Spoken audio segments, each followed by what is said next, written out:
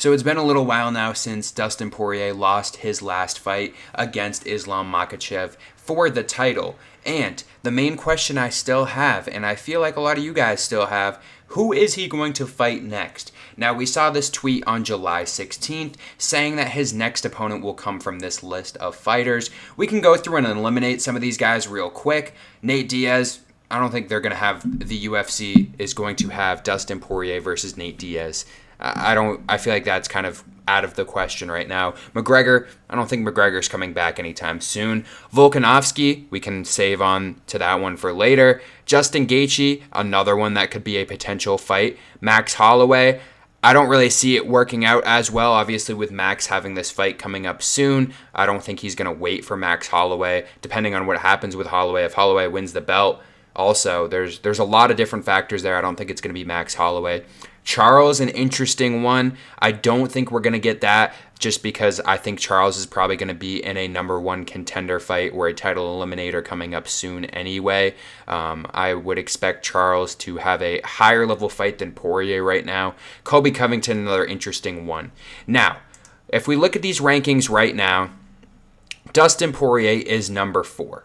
Looking at our potential options from this list that we just went through as well. Like I said, I don't think that Charles is going to be a guy that he fights next. I just don't see it really happening. I don't think the UFC is going to have Charles versus Dustin.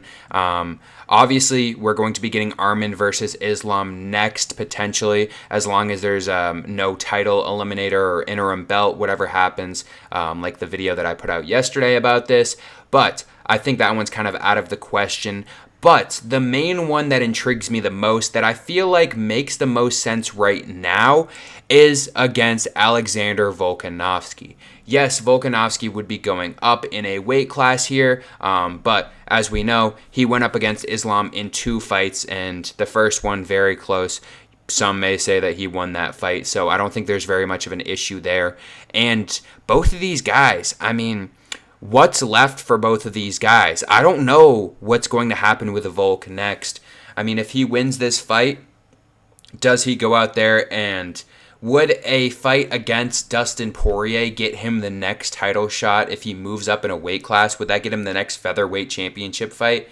I don't know. He's in a very interesting spot right now. Poirier has, I think, one more fight. Both of these guys are 35 years old, and it seems like Poirier himself said that Islam fight might be the last one. Obviously, it did not end up being the last one if we see him come out again, and I do think we are. It seems like he's training, so I think he does have one more left in the tank. And I think against Alexander Volkanovski, I mean, this is a massive fight to build up as well, because in all honesty, I mean, unless Volk is promised or at least has an opportunity to get another title shot against Ilya after losing it in February, his career is coming towards an end too. I mean, he is 35, but what else does he really have to prove here? I mean, if he goes out and loses again, 3 losses in a row, even, yes, if they're against high-level opponents, it's going to be close to an end of a career for him, and he held the belt for so long. I mean, he's one of the best champions that we've seen in UFC history overall. I mean, one of the featherweight, you could argue up there as the featherweight GOAT potentially. I've seen a bunch of different people saying that, you know, Volkanovski could be a featherweight GOAT. He's definitely up there. Easily within the top 3, obviously. I don't think there's much of a debate there, having that belt for so long, defending against so many different guys at the top. And if he loses another fight, I mean, going, let's say, what would that be, 1-4 in the last 5, I think he's starting to come towards the end of his career at this point. And it is sad to see, but, you know, once you get older, like we know, that 35, 36-year-old age going up against a champion, it's very hard, nearly impossible to win those title fights. I mean, we all know those stats. Bilal somehow just got it done at 36 years old. But as we know, statistically, you are a very big underdog to be able to win those fights, especially when you're not the champion at 35 plus years old, winning a belt. Obviously, Volkanovski is a guy that is different than just the average person getting a title shot. He's one of the all-time greats, but still, I mean, we don't want to see him. Obviously, he wouldn't go down the path of 7 straight losses. But at this point, if he goes out there and loses another fight, I think he might be done. It seems like he's kind of removing himself slowly from the UFC, not as a person. I do think that he'll come back and be like a media guy for the UFC. He's been doing a lot of good videos with them so far. He's been building up and hyping things up, obviously his YouTube channel as well. So I think he'll be in the UFC, but we just haven't heard a lot from him when usually we do around this time when it's been this long. February, the last time he fought. And now we're in August and we don't really know what's going to happen next, coming off of 2 knockouts, one in the first round and one in the second round in his last 2 fights. So I think Dustin Poirier versus Volkanovski, I think out of those options that we saw, I think that would be a great fight to see. Like I said, not going to be Diaz, not going to be McGregor. Gaethje just seems a little unrealistic because I feel like Gaethje's also in this weird spot right now where I don't think he's close to retiring. I think he's going to go as long as he can. I mean, this guy's a fighter. Not to say any of these other guys aren't fighters like Volkanovski or Poirier, but I just feel like Gaethje is going to be able to go out there and he's just going to be competing as long as he humanly can. Because he can go out there with his style. He's just going to keep running forward at guys. And if he gets knocked out, he does. But Justin Gaethje obviously getting a little bit older too. I don't think they're going to do that next.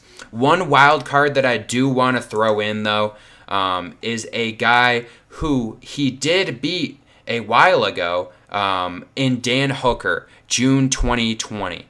He beat him by decision, unanimous decision. Would we see a rematch of this? Dan Hooker back into the top 5 right now. Dustin Poirier at 4. And like I said, if we're going to see Arman versus Islam next, could we see Dan Hooker versus Dustin Poirier? Does Dan Hooker want that fight back? That's a huge fight to sell as well. Obviously, Poirier still has a massive name, as we saw with his last fight. He's one of the all-time legends, especially in this division right now at lightweight. So maybe Dan Hooker wants to go out there and get this next fight against him, and that projects him into the title contention as well. It's a little held up at the top, obviously. As we know, Islam is taking over everyone. His next challenger going to be Arman, who just took out Charles Oliveira. And obviously below him, Justin Gaethje and Dustin Poirier right now. So we're a little clogged at the top, in my opinion, right now. These guys are still good fighters, but when we look towards the bottom, I mean, we got other guys in here where we have some good prospects. Moicano, obviously a little bit older, but who knows? I mean, if this guy continues to win fights like he is, he could be an entertaining guy. Do I think he's beating Islam? No, but it would be hilarious if he could go up there.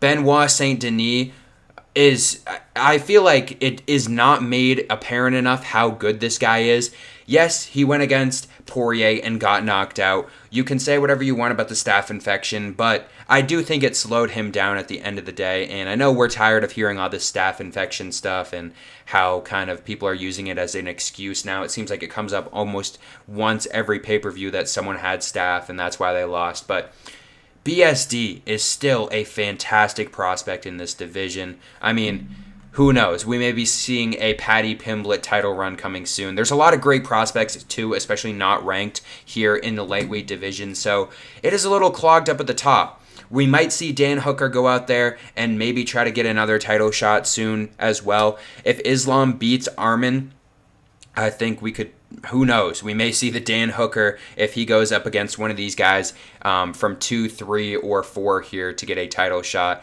I think if Arman beats Islam, I don't know. I feel like they give Islam a title rematch right away. I may be wrong, but I don't know. I feel like he's deserved it. You guys can let me know down below how you feel about that. But Dustin Poirier, the title of the video, what's next for him? I think out of these options, Volkanovski is an interesting one. I didn't talk as much about Colby Covington. Obviously, there's history there between those two guys. I do think Covington's going to try to sneak his way back into that Ian Gary fight because it slipped out of the cracks last time, even though Ian called out Colby and they were supposed to fight. I think he's going to try to weasel his way back into it now and just to try to get another big fight after Ian Gary won that last fight against MVP, and now he's a top 7 guy. He's going to try to weasel his way into that fight. So it could definitely happen. Poirier's getting older, so it would be a little easier. He wouldn't have to cut down to lightweight. I'm sure he's naturally probably closer to welterweight anyway, so I think he'd be fine kind of just going out there. Colby, if he fights the same way that he fought against Leon, doesn't even seem like a big threat anymore. I mean, Colby should be out anytime soon. I don't know how he's still in the top 5. Who knows? And obviously, Volkanovski, another option. But my wild card, like I said earlier, Dan Hooker, maybe he wants to get that fight back. Maybe Dan Hooker wants to go out there and redeem his loss against Poirier and try to even up the score here as Poirier won that first fight. Let me know down below who you guys think Poirier is going to fight in his next fight. Who do you want to see Dustin Poirier go against? It doesn't have to be on this list either. Like I said, I just brought in Dan Hooker after that recent fight getting into the top 5 now. So another name, any names that you guys want to throw out, let me know down below in the comments, and I'll see you guys in the next one.